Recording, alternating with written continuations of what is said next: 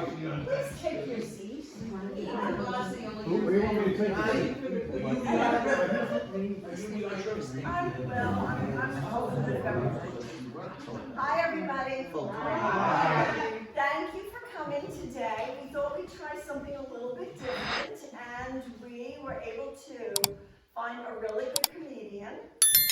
Jack and Amy and I and Tom went to see him at another event, and it was really good. So we thought you'd enjoy some time to laugh this afternoon. And with that, I'd like to introduce Lon Kieffer, the retired comic.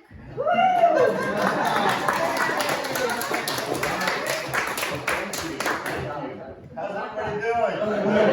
Yeah, all right. So, hey, thanks for having me here at Shady Acres. I'm sorry, Lazy Hollow. No, I'm Lon Kieffer, and I really am happy to be here with you. I know as I'm standing up here in front of you, you're looking at me, I'm looking at you, and you're like, you know, somebody's got to make a first move, so might as well be me. I realize you look at me and you say, that guy, he looks like a cop.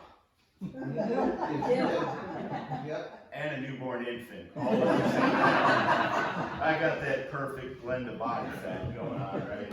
I think I look like this because my father was German and my mother was Don Rickles.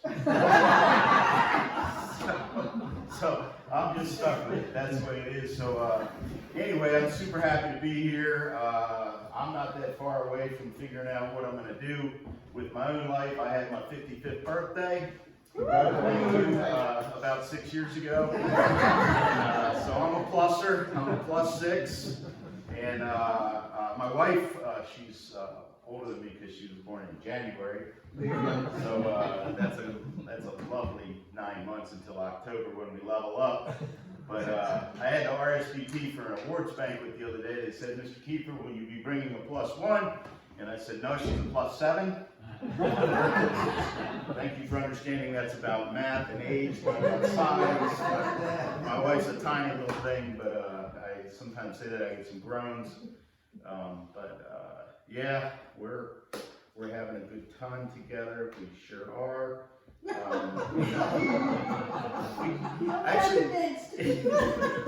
Actually, that I'm envious of you all. You know, I'm at an age now where people think that I should be retired and living in a gated community, and I'm not. I got screwed on both ends of life. I was born on the wrong end of the tracks, on the wrong side of the tracks, and I retired on the wrong side of the gate. I ain't getting in unless I'm invited. That's I hope, you know, we'll see where it goes. I told my wife I wanted to retire and do comedy. She said, well, we'll never be able to afford to get in a good community. And I said, well, babe, then we're just going to have to get in all of them. Make it as we go. So that's what I'm doing. Thanks for inviting me here. I'm 61 now, and I might be a spring chicken, or I might be right at the, you know, who knows.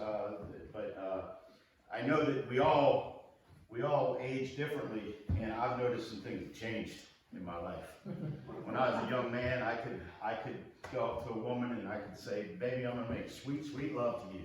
And then I could do it.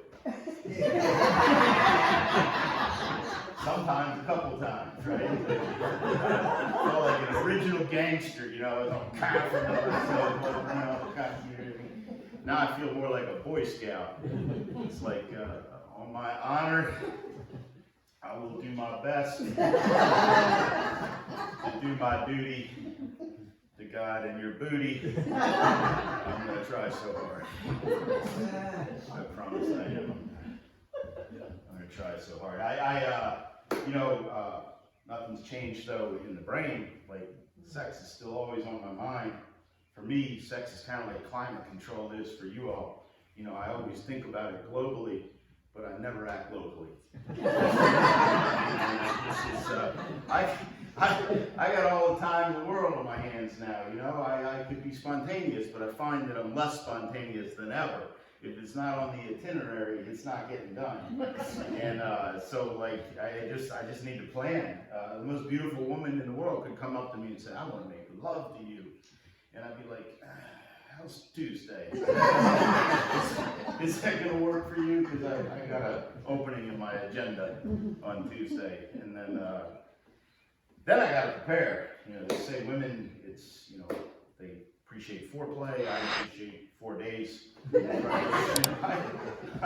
I need to, and if I'm on the clock, I need to get to bed early. Day one, about 10, 12 hours of sleep.